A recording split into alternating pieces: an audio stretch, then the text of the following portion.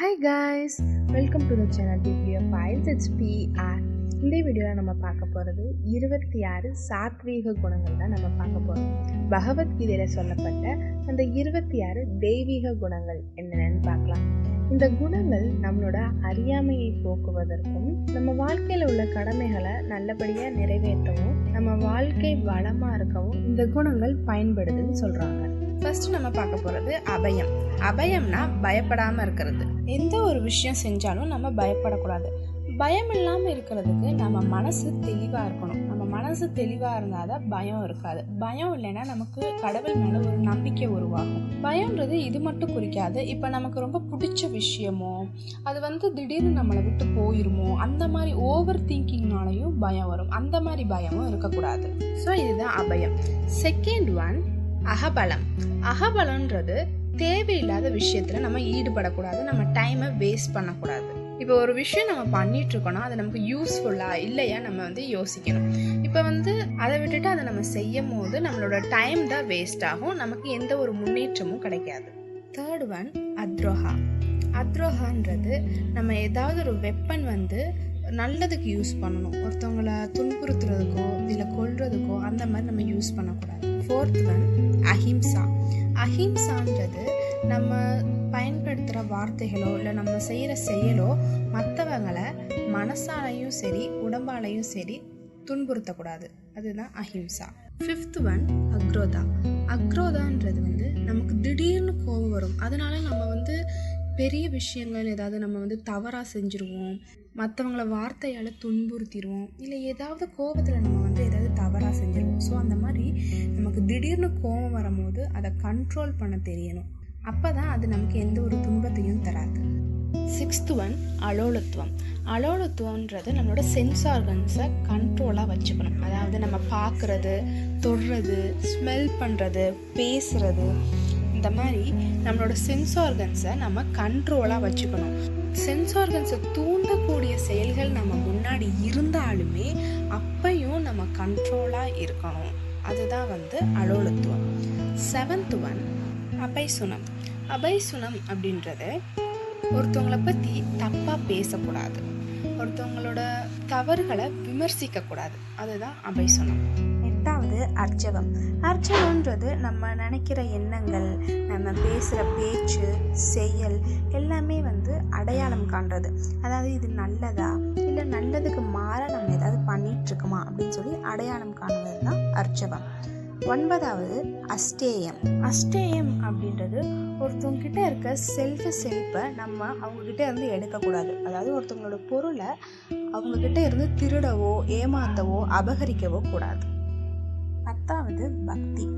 இந்த ஒரு கட்டுக்குள்ளே அடங்காத அளப்பரிய அளவுக்கு ஈடாகாத அந்த ஆன்மீகத்தை நம்ம பெறுவதுதான். கடவுளை தேடி செல்லும் ஒரு பாதை, ஒரு முக்தி நிலைன்னு சொல்லலாம். இல்லை ஒரு மன நிம்மதி அடைகிறது, அந்த பக்தியை பெறுவது தான் இந்த நிலை. 11வது தானம். தானம் அப்படின்றது நம்மக்கிட்ட இருக்க செல்வத்தையோ இல்லை நம்மக்கிட்ட ஏதோ ஒரு பொருள் இருக்குது, அது மற்றவங்களுக்கு தேவைப்படுது அப்படிங்கும் போது அதை மற்றவங்களுக்கு கொடுக்கறது தான் தானம். இங்கே காசு மட்டும் வராது. நம்மக்கிட்ட இருக்க அறிவாக இருக்கலாம், நம்மக்கிட்ட இருக்க டேலண்ட்டாக இருக்காது, மற்றவங்களுக்கு தேவை அப்படிங்கும் போது அதை கொடுக்கலாம். அது மாதிரி கொடுக்கறதும் பார்த்திங்கன்னா அது அவங்களுக்கு ரொம்ப தேவையாக இருக்கிற பட்சத்தில் இருக்கவங்களுக்கு நம்ம கொடுக்கணும். 12வது தாமா. தாமான்றது இப்போ வெளியில் ஒரு விஷயம் நடந்துட்டு இருக்கலாம், அதுக்கு நம்ம பயப்படக்கூடாது, அதாவது அதுக்கு அட்ராக்ட் ஆகக்கூடாது. ஸோ அந்த மாதிரி ஒரு எக்ஸ்டர்னல் சென்சஸை கண்ட்ரோல் பண்ணுறது தான் தாமா. 13வது சாமா. ஷாமான்றது கோவப்படாமல் இருக்கணும். ஒருத்தவங்க நம்மளை ரொம்ப இன்சல்ட் பண்ணிட்டாங்க, கோவப்படுற மாதிரி அவங்க வைக்கிறாங்க, அப்படி இருந்துமே அந்த நிலையிலையுமே நம்ம கோவப்படாமல் அதை கண்ட்ரோல் பண்ணிவிட்டு இல்லை அதை விட்டுட்டு அந்த இடத்த விட்டு போகிறது அந்த மாதிரி இருக்கணுமே தவிர அந்த இடத்துலையுமே நம்ம கோவப்படக்கூடாது. அதுதான் சாமா. 14வது கிருத். கிருத்துன்றது எந்த ஒரு விஷயத்தை நம்ம செய்யக்கூடாதோ, தர்மத்திற்கு புறம்பானதோ அதை நம்ம செய்யக்கூடாது. அதுதான் கிருத். 15வது திருதி. திருதின்றது நமக்கு எப்பேற்பட்ட சந்தோஷம் வந்தாலும் சரி துன்பம் வந்தாலும் சரி நம்ம மனசை சமநிலையாக வச்சுக்கணும். 16வது சத்தியம். சத்தியம்ன்றது உண்மையை மட்டுமே பேசணும். எப்பேற்பட்ட சூழ்நிலையிலும் பொய் பேசக்கூடாது. 17வது சந்தோஷம்.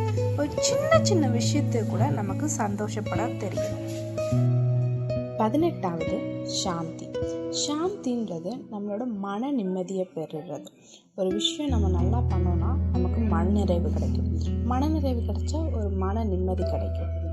19வது சௌகம். சௌகம்ன்றது நம்ம அக தூய்மையும் இருக்கணும், புற தூய்மையும் இருக்கணும். 20வது மார்த்தவம். மார்த்தவம் அப்படின்றது நல்ல மனிதர்களோட சேரணும். நல்ல மனிதர்களோட சேர்ந்தாதான் அவங்கக்கிட்ட இருக்க ஒரு குட் குவாலிட்டிஸ் நமக்கு கிடைக்கும். 21வது தயா. ஒருத்தவங்க கஷ்டத்தில் இருக்கும் போது நம்ம அவங்களுக்கு ஹெல்ப் பண்ணணும். அதாவது சிம்பத்தி பார்க்காம எம்பத்தி. அவங்க என்ன நிலைமையில இருக்காங்களோ அந்த நிலைமை நமக்கு வந்ததுன்னா நம்ம எப்படி ரியாக்ட் பண்ணுவோம், எப்படி நமக்கு ஹெல்ப் பண்ணுவோம், நமக்கு எப்படி அந்த சொல்யூஷனை கண்டுபிடிப்போம் அப்படின்னு நினச்சி அடுத்தவங்களுக்கு ஹெல்ப் பண்ணணும். அதுதான் தயா. 22வது தியாகம். தியாகம்ன்றது இப்போ நமக்கு கிடைக்கிறது, நம்ம அனுபவிக்கிறது சந்தோஷமாக இருக்கலாம். ஆனால் அது அந்த விஷயம் மற்றவங்களுக்கு ஒரு பெரிய தேவையாக இருக்கலாம். ஸோ அப்படி நம்மளோட சந்தோஷத்தை விட்டுட்டு அடுத்தவங்களோட தேவைக்காக நம்ம கொடுக்கறது எல்லாமே தியாகம் தான். 23வது தேஜா.